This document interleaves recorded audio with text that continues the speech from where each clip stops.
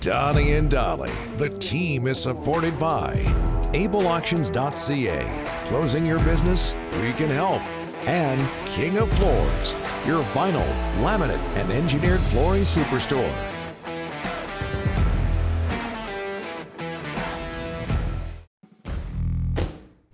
It is Tuesday. All of our guests today are sponsored by Skipper Auto, supporting Canadian fishing families through a revolutionary seafood buying experience.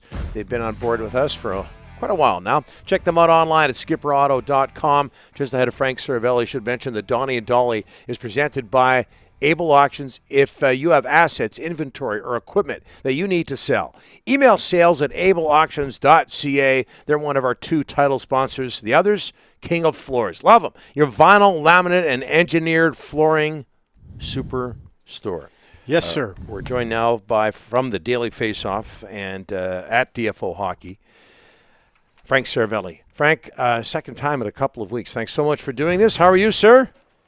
I'm good. Is anything happening today? I'm trying to figure out where to start out. But how about this? Let's start out in Vancouver. Just your reaction to Braden Holtby being bought out by the Canucks. Not surprised. The Canucks had tried really hard in the last number of days to move Holtby, and the thinking was, look, if we can't find you a landing spot, we're simply going to buy you out of the final year of your deal. And so that was the message passed along on Sunday. So to see that they had gotten to this point on Tuesday means that they had exhausted all of their options, and it feels like in a similar vein, that's sort of where things stand with Nate Schmidt, obviously not heading to a buyout, but I think there certainly, is some frustration on the Canucks end that they've feel like they've attempted to find multiple landing spots for Nate Schmidt. Unfortunately, it seems that most of the teams that are on his no trade list just happen to be the teams that have the most interest. So haven't been able to find a new home for Nate Schmidt either, and so now they sort of head into free agency with a checklist of things to accomplish. Frank, any update as to what Nate Schmidt's issue is with the Canucks and Vancouver?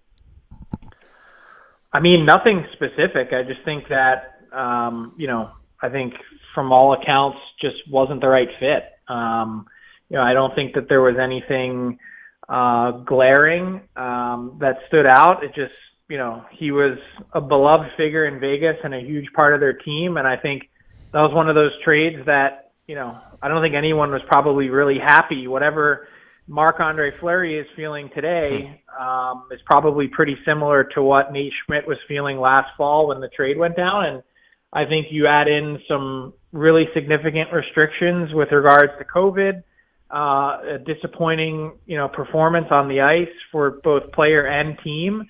And that all adds up to, just a situation where in some ways it was round peg and square hole. Replacement for Holtby in Vancouver, a backup. We hear the name Yaroslav Halak. What about yourself? Yeah, I think Yaroslav Halak makes a lot of sense. He's actually, according to my intel, one of the most in-demand backups on the market. Obviously, really consistent play. As a guy that can step in and carry your team for a stretch if your number one is hurt. And by all accounts, meshed extremely well in his last number of stops. Boston specifically with Tuukka Rask, and just played well in tandem. So some veteran support for Thatcher Demko as he continues his ascent. Should the Canucks be able to get a deal done with Yaroslav Halak, and it certainly seems like that's the way things will be trending for tomorrow. Frank, let's talk a little bit about offer sheets. The Canucks got a guy named Pettersson here, Frank, and teams can start calling JP Barry tomorrow about an offer sheet. A lot of Canuck decisions have to be made in the last 48 hours, I've been told, with the thought that we got to protect ourselves if that offer sheet's there. Do you think there will be offer sheets, Frank, this summer? I really don't. And I get sort of the fear, and I get where the Canucks are at in terms of the negotiation process. This has been ongoing for a while. I mean, they really started to begin these conversations in earnest, right around the time they got Demko's deal done. And I don't think there's any frustration that's built up on either side. I think everyone realizes how delicate the process is, given the talent that's involved, and also given the way this season played out for Pettersson with the injury. So, I don't get the sense that there's this overwhelming foreboding feeling that exists around Pettersson and an offer sheet, but far be it for me to be the expert on that. Frank, Connor Garland, some nice piece of work by the Canucks today. 5 years, $4.9 million. When you look back at that trade, Frank, we haven't got your thoughts about it, but what did you think of the Vancouver Arizona big deal? Well, look, first off, Connor Garland's my kind of player. Scrappy guy who all he's ever done is produce. I mean, go back and look at his time playing for the Boston Junior Bruins with Jack Eichel, for instance. He outscored Jack Eichel both in points and goals on that team that year. And every level he's gone to, he's done it. Doesn't matter, whether he's that size player playing in the AHL, playing in the NHL, he's figured out a way to be really consistent and really productive. And so, he's a guy that just does it. Doesn't matter the help around him, who the coach is, who his line mates are. He shows up and he works. He brings his shovel. He brings his lunch pail.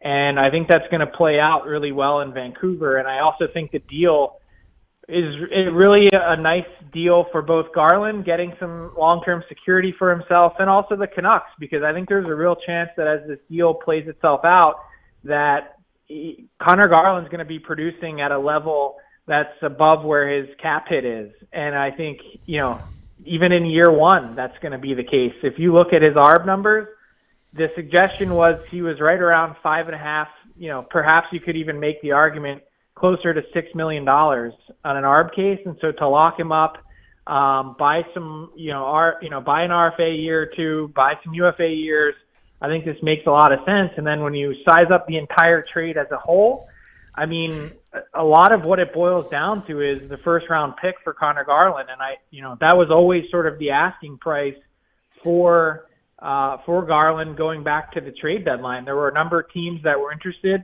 The Toronto Maple Leafs were another, just to name one, that were sort of right in the mix for Garland and willing to pay that type of price in order to get that player.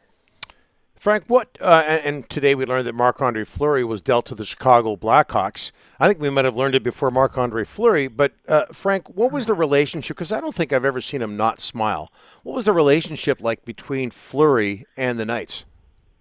Yeah, I think between Marc-Andre Fleury and his teammates, unbelievable.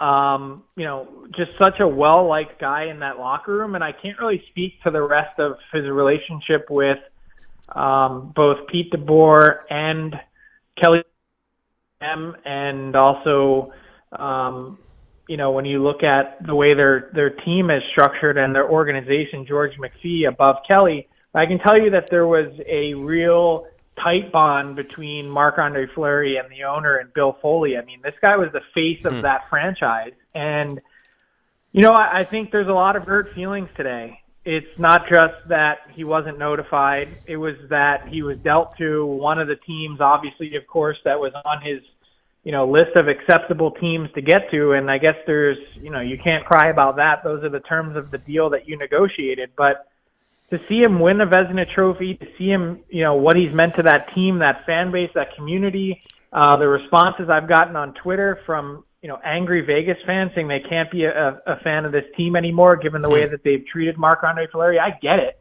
And now the real question is, will he report? Will he play? I think the Blackhawks had an inkling of the possibility that Marc-Andre Fleury might not play, and that's why, first off, they weren't willing to trade an asset to get Marc-Andre Fleury, basically because they were one of the only teams in the NHL that could afford to take an entire $7 million cap hit. That's what Vegas was running into. Lots of teams were interested in Fleury, but they wanted a retained salary transaction, and that defeated the purpose for the Vegas Golden Knights because now they need to go add another goaltender to play with Robin Lehner. So between retaining and then adding a new goalie, you might as well have just kept Fleury, and in this case, Chicago was willing to do it for nothing just to take on the contract, and I actually love it from Chicago's perspective because now you turn on the heat and you try and really massage the situation with Fleury and bring him in. Make sure he comes in and plays and contributes to your team. You pay the $7 million cap hit. You didn't have to give up anything to get him. And if he decides that he wants to step away and retire and call it a career, potentially a Hall of Fame career, then nothing ventured, nothing gained, a no-risk, high-reward transaction for Chicago. Okay, before I let you go, Frank, I'll tell people you have a great article, a good read, in Daily Faceoff. Daily Faceoff's 2021 top 75 free agents. Dougie Hamilton is at the top of that list. But let me just say this before you go. You can forget about Marshawn Lynch and Sean Kemp and Jordan Eberle, Mark Giordano. You were the star of the show. Star, number one. That day during Seattle's expansion draft presentation. You nailed every pick long before that presentation. Thanks so much for doing. What does a day like that feel like for you? By the way, you're getting all sorts of accolades. Mixed emotions. Uncomfortable with the attention. Definitely uncomfortable with the memes. And I can only tell you this: I can't imagine that the Kraken or anyone else were really thrilled with the way that played out. So, interesting day. And look, in this business, you're only as good as your next, reported scoop or something that you break. So. Let's keep grinding and see how tomorrow goes. Star of the show, and star of this show as well, which isn't saying much. Frank, thanks so much for this short notice. Appreciate it. Thank you, guys. Have a good one.